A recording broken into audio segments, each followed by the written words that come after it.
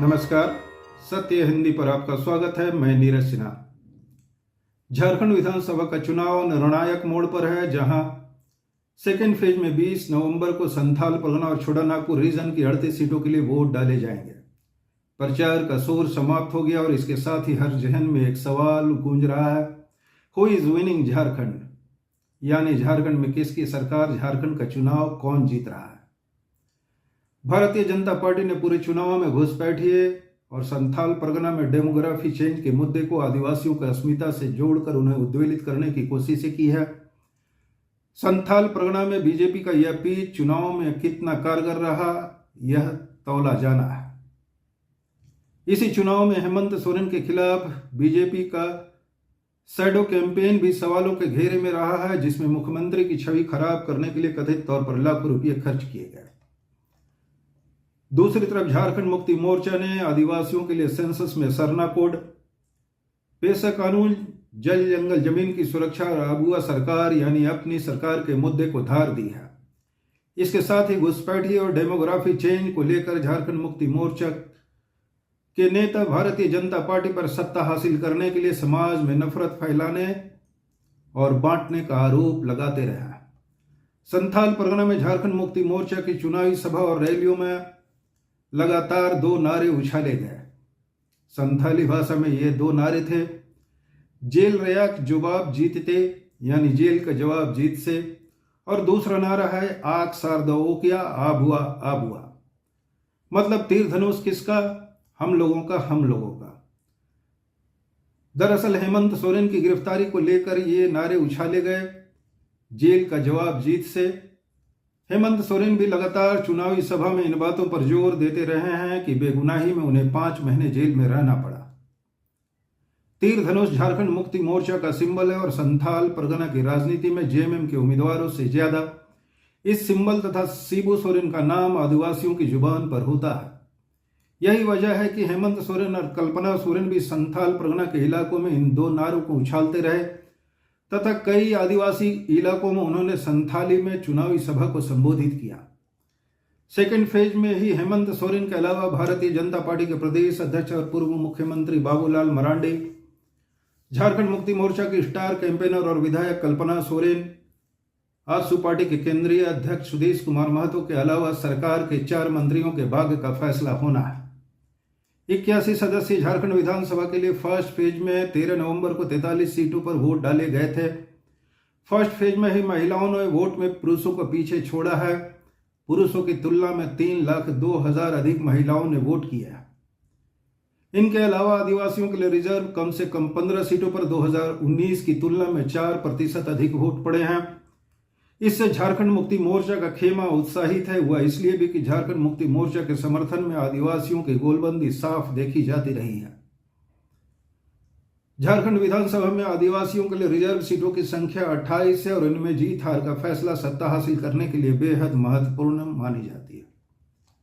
Second phase में संथाल परगना के 18, north Chotanagpur के 18 और साउथ छोटानागपुर की 2 सीटों पर चुनाव है। अब हम बताएंगे कि कहां कैसे समीकरण उभरे हैं, कौन बड़े चेहरे किस सीट पर प्रतिष्ठा की लड़ाई में शामिल है।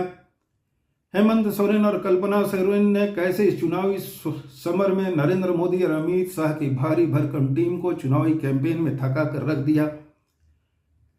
हम यह भी बताएंगे कि कैसे झारखंड मुक्ति मोर्चा के गढ़ संथाल परगना से ही सत्ता का रास्ता निकलता है और इस बार वहां लड़ाई कितनी धारदार है तथा भारतीय जनता पार्टी ने झारखंड मुक्ति मोर्चा की घेराबंदी के लिए कैसी चुनावी बिसात बिछा रखी है। 2019 के चुनाव में संथाल परगना में बीजेपी को सिर्फ 4 सीटों पर जीत मिली थी, जबकि झारखंड मुक्ति मोर्चा और कांग्रेस गठबंधन ने 13 सीटों पर जीत हासिल की थी। 1 सीट पोड़िया में झारखंड विकास मोर्चा के प्रदीप यादव जीते थे, जो अब कांग्रेस के साथ हैं और कांग्रेस के टिकट से चुनाव लड़ रहे हैं। 2020 में झारखंड विकास मोर्चा का भारतीय जनता पार्टी में विलय हो गया था, तब प्रदीप यादव कांग्रेस खेमे में आए और इस बार चुनाव लड़ रहे हैं। संथाल परगना में इस बार झारखंड मुक्ति मोर्चा ने 11, कांग्रेस ने 5 और आरजेडी ने 2 सीटों पर उम्मीदवार उतारे हैं, जबकि भारतीय जनता पार्टी 17 और उसकी सहयोगी आजसू पार्टी 1 सीट पर चुनाव लड़ रही है। आरजेडी जिन 2 सीटों पर चुनाव लड़ रहा है उनमें देवघर और गोड्डा की सीट शामिल है और इस बार झारखंड के चुनाव में आरजेडी की वापसी के लिए ये दोनों सीटों पर उसकी नजर बनी हुई है।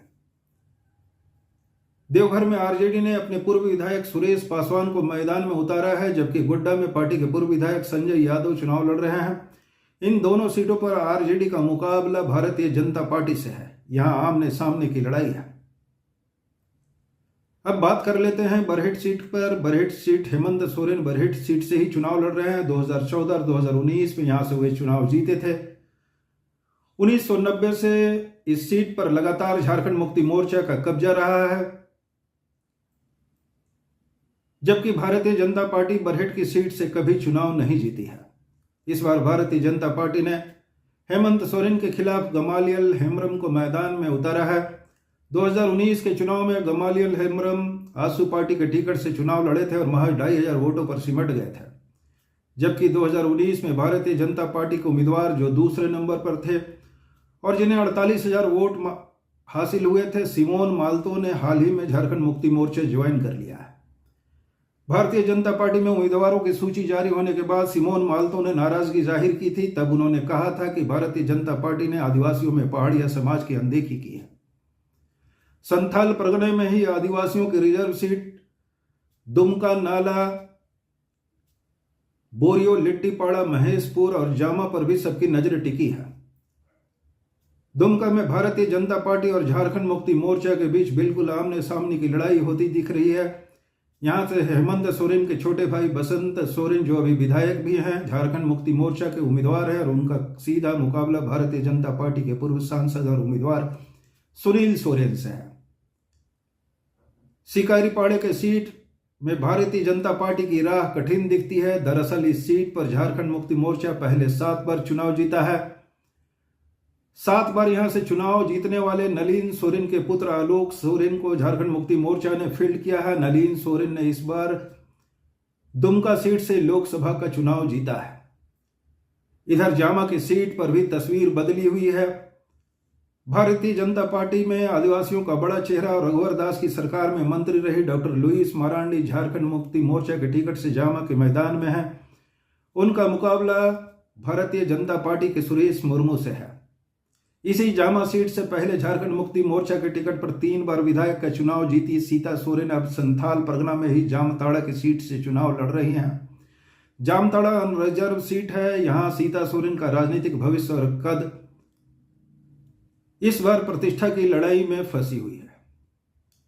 सीता सोरेन का मुकाबला कांग्रेस के सीनियर लीडर और सरकार में मंत्री डॉक्टर इरफान अंसारी से है। इरफान अंसारी जामताड़ा की सीट से पहले 2 बार चुनाव जीते हैं और उससे पहले उनके पिता फुरकान अंसारी ने यहां से 5 बार चुनाव में जीत दर्ज की थी। जामताड़ा की सीट को अब तक कांग्रेस के गढ़ के रूप में देखा जाता है। हालांकि सीता सोरेन की जीत के लिए भारतीय जनता पार्टी ने बिसात बिछाने में कोई कमी नहीं छोड़ी है। साथ ही कई बड़े नेताओं ने यहां प्रचार किया है।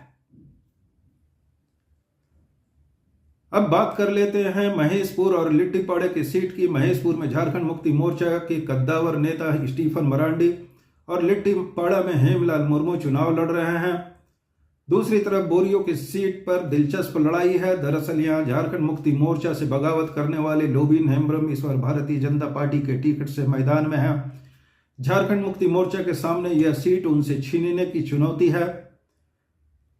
लेकिन संथाल परगना की राजनीति में यह भी माना जाता है कि झारखंड मुक्ति मोर्चा छोड़कर जिसने भी भारतीय जनता पार्टी का दामन थामा या चुनाव लड़ा वह बहुत स्थापित नहीं हो सका या चुनाव के मैदान में टिक नहीं सका।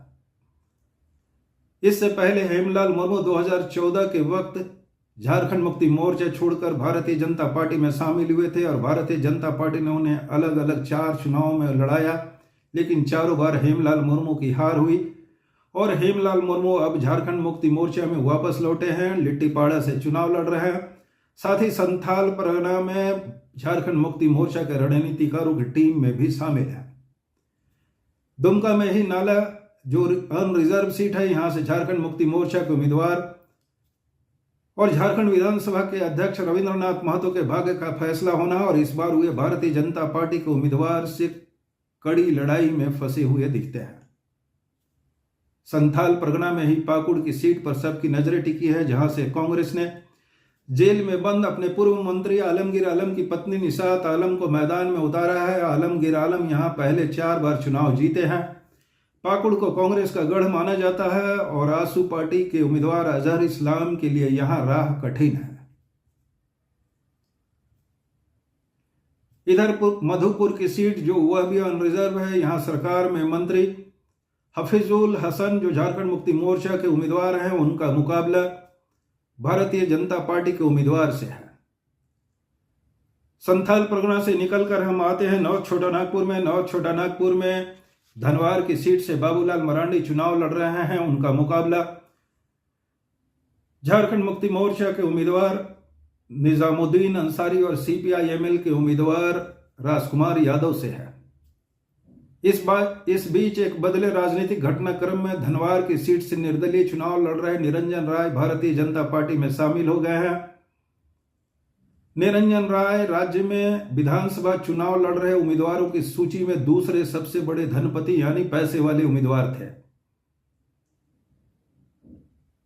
16 नवंबर को भारतीय जनता पार्टी के झारखंड में सह चुनाव प्रभारी और असम के मुख्यमंत्री हिमंता बिस्वा शर्मा के साथ पार्टी के सांसद निशिकांत दुबे 16 नवंबर को निरंजन राय के घर पहुंचे थे और वहां से हेलीकॉप्टर पर लेकर उन्हें धनवार की एक चुनावी सभा में पहुंचे, जहां अमित शाह ने निरंजन राय का स्वागत किया। निरंजन राय का भारतीय जनता पार्टी में शामिल होना पार्टी की क्राइसिस मैनेजमेंट के साथ बाबूलाल मरांडी की राह को आसान करने की कोशिशों के तौर पर देखा जा रहा है। नॉर्थ छोटा नागपुर की ही सीट गांडे से कल्पना सोरेन लड़ रही है और इस बार उनका भारतीय जनता पार्टी की मुनिया देवी से मुकाबला है। कल्पना सोरेन को शिकस्त देने के लिए भारतीय जनता पार्टी ने रणनीतिक बिसाच बिछा रखी है तथा कई बड़े नेताओं ने गांडे में चुनाव प्रचार किया है, जबकि कल्पना सोरेन इस सीट को बचाने के लिए कल्पना सोरेन ने भी समीकरणों के तार जोड़े हैं और झारखंड मुक्ति मोर्चा के कैडर लगातार वहां इंटैक्ट होते रहे हैं। पिछले जून महीने में हुए गांडे उपचुनाव में कल्पना सोरेन ने यहां भारतीय जनता पार्टी के उम्मीदवार को 27,000 वोटों से हराया था। नॉर्थ छोटा नागपुर की ही एक सीट डुमरी की चर्चा कर लेते हैं। यहां झारखंड मुक्ति मोर्चा के उम्मीदवार और सरकार की मंत्री बेबी देवी चुनाव लड़ रहे हैं, जिनका मुकाबला झारखंड लोकतांत्रिक मोर्चा के प्रमुख जयराम कुमार महतो उर्फ टाइगर जयराम और आसू पार्टी के उम्मीदवार यशोदा देवी से है। लोकसभा चुनाव के समय टाइगर जयराम झारखंड की राजनीति में सबको टाइगर जयराम ने चौंकाया था।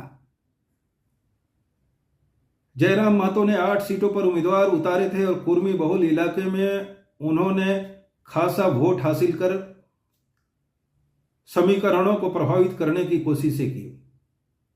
हालांकि जयराम के किसी उम्मीदवार ने जीत हासिल नहीं की। जयराम खुद गिरिडीह संसदीय सीट से चुनाव लड़े थे और यहां से उन्होंने 3,47,000 वोट लाए थे। इसके साथ ही गिरिडीह संसदीय सीट की डुमरी और गोमिया 2 विधानसभा की सीटों पर उन्होंने आजसू पार्टी और झारखंड मुक्ति मोर्चा के उम्मीदवारों से बढ़त हासिल की। गिरिडीह संसदीय सीट पर आजसू पार्टी के चंद्रप्रकाश चौधरी की जीत हुई है। 2019 में भी उन्होंने ही यह सीट जीती थी। लोकसभा चुनाव में मजबूत प्रदर्शन करने के बाद जयराम महतो ने अकेले चुनाव में उतरने का फैसला लिया है और नॉर्थ छोटा नागपुर की कई सीटों पर वह इंडिया ब्लॉक और एनडीए धड़े दोनों के समीकरणों को प्रभावित करने की लगातार कोशिशों में जुटे हैं। खुद वह डुमरी के अलावा बेरमो की सीट से चुनाव लड़ रहे हैं, जहां उनका मुकाबला कांग्रेस के कुमार जय मंगल और भारतीय जनता पार्टी के उम्मीदवार रविंद्र पांडे से है। इसी चुनाव में जयराम महतो का दमखम तौला जाना है, साथ ही उनकी पार्टी का भी दमखम तौला जाना है। झारखंड की पॉलिटिक्स में नया आउटफिट के तौर पर उभरे जयराम लगातार चुनावी सभा करते रहे हैं और माना जाता है कि कुर्मी इलाकों में युवाओं का बड़ा हुजूम उनके साथ जुड़ा हुआ है। अब हम कोयलांचल की कुछ सीटों पर चर्चा कर लेते हैं। इनमें धनबाद की एक सीट है जिसे देश की कोयला राजधानी के तौर पर भी जाना जाता है। धनबाद में भारतीय जनता पार्टी की जमीन पहले से मजबूत रही है। इस बार कांग्रेस के सामने यह सीट छीनने की चुनौती है। इसी तरह बोकारो में भारतीय जनता पार्टी से सीट छीनने की चुनौती कांग्रेस के सामने है। उधर बाघमारा की सीट पर सीधी लड़ाई की तस्वीर उभर रही है, जहां कांग्रेस के जलेश्वर महतो ने भारतीय जनता पार्टी के उम्मीदवार को कड़ी टक्कर दे रहा है।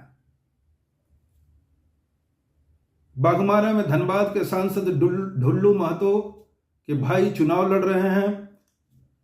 पिछले चुनाव में जलेश्वर महतो ढुल्लू महतो से महज 600 वोटों से हारे थे। नॉर्थ छोटानागपुर की ही एक सीट है चंदन कैरी। यह भी प्रतिष्ठित सीटों में शुमार है। यहां से विधानसभा में नेता प्रतिपक्ष और भारतीय जनता पार्टी के उम्मीदवार अमर कुमार बावरी का कड़ा मुकाबला झारखंड मुक्ति मोर्चा के उम्मीदवार उमाकांत रजक से होता दिख रहा है।